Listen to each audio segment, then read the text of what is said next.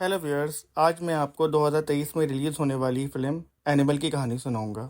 Film की शुरुआत में हमें विजय का बुढ़ापा दिखाया जाता है, जो अपनी कंपनी स्वास्तिक स्टील की 100th बर्थडे मना रहा होता है। इसके बाद हमें विजय की बचपन की झलक दिखाई जाती है, जहां इसके फादर बलबीर का बर्थडे मनाया जा रहा होता है।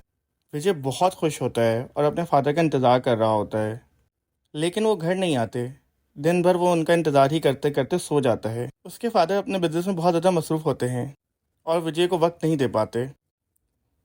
कहानी आगे बढ़ती है और विजय की जवानी का वक्त दिखाया जाता है, जहां वो अपने दोस्त कार्तिक की बहन गीतांजलि की मंगनी में आता है। गीतांजलि विजय को भाई कहकर पुकारती है, लेकिन विजय कहता है कि स्कूल के वक्त में तो तुमने कभी मुझे भाई कहकर नहीं पुकारा और हम तो एक दूसरे से मोहब्बत करते थे। फिर विजय गीतांजलि को कहता है कि सदियों पहले दुनिया में दो किस्म के लोग होते थे। एक अल्फा मर्द होते थे और दूसरे बाकी तमाम आम लोग। अल्फा मर्द ताकतवर होते थे जो जंगल में जाकर शिकार करते थे, और बाकी तमाम लोग जो कमज़ोर होते थे, इनका काम सिर्फ खाना तकसीम करना होता था।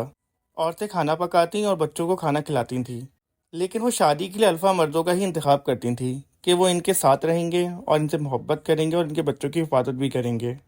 विजय गीतांजलि को पूछता है कि अगर तुम होती तो तुम किसे चुनती, अल्फा मर्द को या आम आदमी को। गीतांजलि उसे कहती है अल्फा को। विजय गीतांजलि को कहता है कि वो अल्फा है और उसे सब औरतें चुनती। विजय गीतांजलि को कहता है कि जिससे तुम शादी करने जा रही हो वो एक कमज़ोर आदमी है और मैं अल्फा हूँ। मैं तुम्हारी तमाम ख्वाहिशात पूरी करूँगा और तुम्हारी हिफाजत भी करूँगा, इसलिए तुम मुझसे शादी करो। अगले दिन विजय अपने फादर की सालगिरह पर जाता है। वह अपने बाल कटवा लेता है क्योंकि उसके वालिद को छोटे बाल पसंद थे। इसके फादर कहते हैं कि तुम लंबे बालों में भी अच्छे लगते थे। विजय जवाब देता है कि कोई बात नहीं बाबा, मैं दोबारा बड़ा कर लूँगा। फिर हम देखते हैं कि विजय की दो बहनें हैं, छोटी बहन रूप और बड़ी बहन रीत। रीत की शादी वरुण से हुई थी और रूप की शादी वरुण के छोटे भाई से हो रही थी। अब हम देखते हैं कि विजय रूप को कहता है कि ये लड़का तुम्हारे लिए ठीक नहीं है। जब रीत की शादी हुई थी तो मैं बहुत छोटा था, लिहाजा रीत की शादी वरुण से हो गई, वरना मैं इसकी शादी भी ना होने देता, क्योंकि वरुण ठीक आदमी नहीं है। अगले सीन में हम देखते हैं कि वरुण विजय को बिला वजह पिन करता है और वरुण और विजय के दरमियान लड़ाई हो जाती है। जब बलबीर को इस बात का पता चलता है तो वो विजय को वरुण से माफ़ी मांगने का कहता है, लेकिन विजय अड़ जाता है कि इसकी कोई गलती नहीं है, वो माफ़ी नहीं मांगेगा। अब यहाँ हम एक फ्लैशबैक भी देखते हैं कि जब रीत कॉलेज में थी तो उसके सीनियर्स उसकी रैगिंग कर रहे थे। जब विजय को इस बात का पता चलता है तो वो गुस्से में कॉलेज पहुँच जाता है और वहाँ के सीनियर्स विजय का मजाक उड़ाना शुरू कर देते हैं, लेकिन विजय फिर एक बंदूक लेकर आता है, जिसे देखकर सबकी सांसें रुक जाती हैं। रीत इस पर बहुत गुस्सा करती है कि तुम पागल तो नहीं हो जो बंदूक लेकर यहाँ आ गए, तुम गुंडे बनते जा रहे हो। जब बलबीर को इस बात का पता चलता है तो वो विजय को मार पीट कर इसे बोर्डिंग स्कूल में डाल देता है। कहानी वापस प्रेजेंट में आती है, जहाँ विजय अपनी बहन को उदास देखता है, लिहाजा वो वरुण से माफ़ी मांग लेता है। अगले सीन में हम देखते हैं कि बलबीर विजय को कहता है कि वरुण कारोबार जानता है और मेहनती भी है, लिहाजा मैंने तुम्हारे बजाय तमाम कारोबार की जिम्मेदारी वरुण को दे दी है। विजय कहता है कि मुझे स्वास्थ्य में कोई हिस्सा नहीं चाहिए और हाँ, वही तुम्हारा असल बेटा है, मैं तो नाजायज़ हूँ।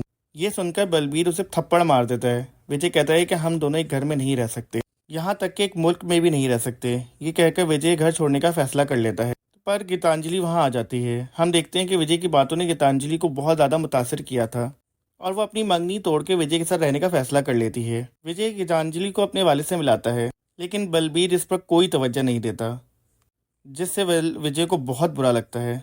अब जब दोनों गीतांजलि के घर जाते हैं तो गीतांजलि की पूरी फैमिली गुस्से में होती है, लेकिन ये दोनों किसी की नहीं सुनते और फिर हम देखते हैं कि ये दोनों आपस में शादी कर लेते हैं और मुल्क से बाहर चले जाते हैं। फिर कहानी 8 साल आगे बढ़ती है, जहां हम देखते हैं कि विजय ने दाढ़ी बढ़ा ली है और वो सुकून से गीतांजलि के साथ जिंदगी गुजार रहा था, पर इसे पता चलता है कि किसी ने उसके फादर को मारने की कोशिश की है। तो विजय फौरन अपनी बीवी और बच्चे लेकर इंडिया वापस आ जाता है। विजय वापस आकर अपने फादर से मिलने की कोशिश करता है, लेकिन वरुण उसे बाहर इंतजार करने को कहता है। विजय अपने चचा मिश्रा से मिलता है और कहता है कि सबके फ़ोन टैप करो और किसी पर भरोसा नहीं करना। विजय सबके सामने ऐलान करता है कि वो इसके फादर पर होने वाले हमले का बदला लेगा। फिर वो बलबीर से मिलता है। बलबीर की हालत फ़िलहाल ठीक थी, पर उन पर हमला करने वाले का कुछ पता नहीं चला था, इसलिए विजय बहुत परेशान होता है।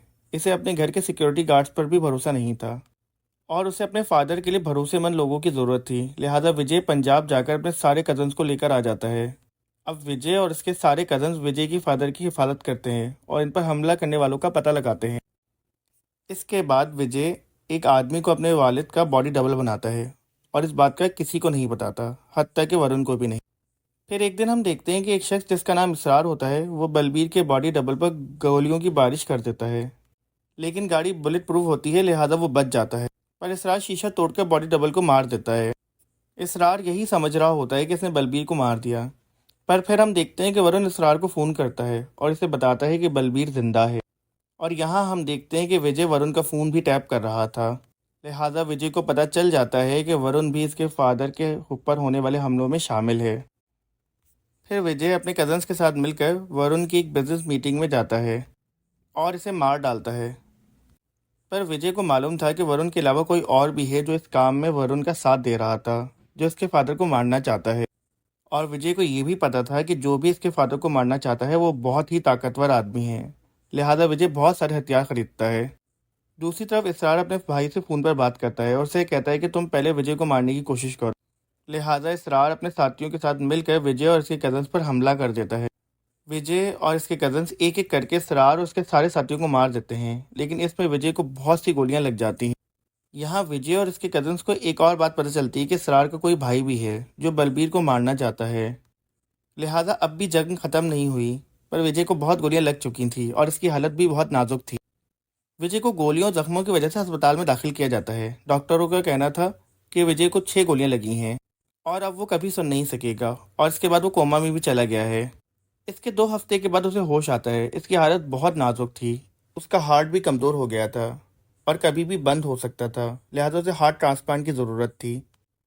सब विजय को आराम करने का कहते हैं, पर विजय का ध्यान सिर्फ उस आदमी पर होता है जो बलबीर को मारना चाहता था। इसके साथ साथ विजय एक हार्ट डोनर भी ढूंढ रहा था ताकि वो जिंदा रह सके। इस दौरान विजय अपनी बहन को बता देता है कि उसने ही वरुण को मारा है, क्योंकि उसी ने उसके फादर पर हमला करवाया था। एक दिन गीतांजलि के वालिदैन आते हैं और देखते हैं कि विजय सिगरेट पी रहा होता है और गीतांजलि इसे रोक रही होती है। विजय से कहता है कि मुझे हार्ट ट्रांसप्लांट की ज़रूरत है, लेकिन मैं मजबूत हूँ, मुझे कुछ नहीं होगा। विजय और गीतांजलि में लड़ाई हो जाती है, लेकिन बाद में दोनों एक दूसरे को मना भी लेते हैं। अब सीन तब्दील होता है और हम देखते हैं कि अबरार नामी शख्स तीसरी शादी करने जा रहा है। इब्रार का भाई इसकी तीसरी बीवी को बताता है कि इब्रार ने बचपन में अपने दादा को जलते हुए देख लिया था। इस सदमे की वजह से अब वो बोल नहीं पाता। और फिर एक शख्स इब्रार को खबर देता है कि इसका भाई इसरार दिल्ली में मारा गया। इब्रार गुस्से में आ जाता है और खबर देने वाले शख्स को ही मार देता है। यहाँ विजय को एक डोनर मिल जाता है और इसका हार्ट ट्रांसप्लांट कामयाब भी हो जाता है। और ट्रांसप्लांट के बाद एक लड़की जोया विजय से मिलने आती है और इसे बताती है कि जो हार्ट तुम्हें मिला है वो मेरे मंगेतर का है, इसीलिए मैं तुम्हें देखने आई हूँ। ये सुनकर विजय जोया से दोस्ती कर लेता है और आहिस्ता आहिस्ता इन लोगों में मोहब्बत भी हो जाती है। फिर एक दिन जब विजय जोया से शादी करने का कहता है तो जोया उसे बताती है कि मैंने तुम्हें झूठ बोला था कि जो हार्ट तुम्हें मिला है वो मेरे मंगेतर का है। मैं तो इब्रार हक के कहने पर यहाँ आई थी, जो कि इसरार का बड़ा भाई है जिसे तुमने मार दिया। इब्रार के फादर बलबीर सिंह के रिश्तेदार हैं। ये बात विजय नहीं जानता था। जोया इसे बताती है कि इब्रार अपने एक भाई की प्लास्टिक सर्जरी करवा रहा है और इसे विजय का डुप्लीकेट बना रहा है, और जब विजय अपने घर से दूर होगा तो वो इसके पूरे घर को मार देगा और सब यही समझेंगे विजय ने अपने घर वालों को मारा है। इससे विजय बिन मारे ही मर जाएगा। जोया तो इससे अपनी मोहब्बत में फंसाकर इसके घर वालों से दूर करने आई थी, लेकिन अब वो सच में उससे मोहब्बत करने लगी थी। पर यहाँ विजय से बताता है कि मैं ये सब पहले ही जानता था कि उसे उसके दुश्मन ने भेजा है। वो तो अपने दुश्मनों के बारे में जानना चाहता था, तभी वो जोया से मोहब्बत का दिखावा कर रहा था। पर इस सब के बाद विजय जोया को जिंदा छोड़ देता है, क्योंकि उसने उसके दुश्मनों की इन्फॉर्मेशन दी थी। फिर विजय अपने फादर और दादा से इब्रार के बारे में पूछता है। इसके दादा बताते हैं कि इब्रार उनके छोटे भाई का पोता है, जिसके फादर ने अपना मज़हब तब्दील कर लिया था। विजय के दादा ने अपने छोटे भाई के साथ मिलकर ये स्वास्टिक मिल शुरू की थी, लेकिन इनका छोटा भाई कंपनी में बहुत ज़्यादा फ्रॉड कर रहा था, लिहाजा इन्होंने इसे अपनी कंपनी से निकाल दिया था। फिर कुछ सालों बाद इसने सदमे से अपने आप को आग लगा ली। इस सदमे से इब्रार गूंगा हो गया था। इब्रार का फादर बलबीर से स्वास्तिक में अपना हिस्सा मांगने आया था, पर बलबीर ने इसे कुछ नहीं दिया। जब से अबरार और उसके भाइयों ने बलबीर को मारकर स्वास्तिक को हड़पने का प्लान बनाया हुआ है। विजय के दादा इसे कहते हैं कि तुम अबरार को माफ़ कर दो ताकि ये जंग ख़त्म हो जाए, लेकिन विजय इसे माफ़ करने के बजाय इसे मारने की कसम खाता है। और फिर विजय अपने कज़न्स के साथ स्कॉटलैंड में इब्रार के घर पहुंच जाता है। विजय और इसके कज़न अबरार के घर में घुसकर इसके सारे लोगों को मार देते हैं। पर अबरार और उसका भाई आबिद घर से भाग जाते हैं और मुल्क से बाहर भाग रहे होते हैं। विजय उसकी बीवियों को धमकाकर इससे अबरार का पता पूछ लेता है। फिर विजय अबरार के पीछे जाता है। यहाँ सीन तब्दील होता है और हम देखते हैं कि अबरार और उसका भाई प्लेन में बैठे होते हैं, पर विजय और उसके कज़न्स वहाँ पहुँच जाते हैं। फिर अबरार अपने प्लेन से बाहर आकर विजय से लड़ता है और यहाँ इन दोनों की बहुत ज़बरदस्त फाइट होती है और अबरार जीतने लगता है, लेकिन आखिर में विजय भारी पड़ता है। फिर विजय इसे कहता है कि अगर वो इसके वालों का पीछा छोड़ दे तो वो उसे छोड़ देगा, पर अबरार नहीं मानता। लिहाजा विजय अबरार को मार डालता है, लेकिन वह आबिद को छोड़ देता है और विजय उसके कज़न्स इंडिया वापस आ जाते हैं। विजय सोचता है कि उसके फादर उससे खुश होंगे, पर उसके फादर उस पर गुस्सा करते हैं कि वो एक गुंडा बनता जा रहा है। फिर इनके दरमियान बहुत ज़्यादा बहस होती है, पर विजय अपने फादर को एहसास दिलाता है कि इसने विजय को बचपन में टाइम नहीं दिया। लिहाजा वो अपने बेटे से माफ़ी मांगते हैं और विजय बहुत ज़्यादा इमोशनल हो जाता है। इस सब के दरमियान विजय को पता चलता है कि बलबीर को कैंसर है और वो मरने वाला है। विजय को बहुत अफसोस होता है कि वो अपने फादर के साथ ज़्यादा वक्त नहीं गुजार सकेगा। फिल्म के आखिर में हमें पता चलता है कि अबरार के भाई अजीज़ को विजय का डुप्लीकेट बनाया जा रहा है। लिहाजा हमें फिल्म के दूसरे पार्ट का इंतजार करना है। यहाँ पर इस फिल्म की एक्सप्लेनेशन ख़त्म होती है। अगर आपको ये एक्सप्लेनेशन पसंद आए तो इस चैनल को ज़रूर सब्सक्राइब करें। शुक्रिया।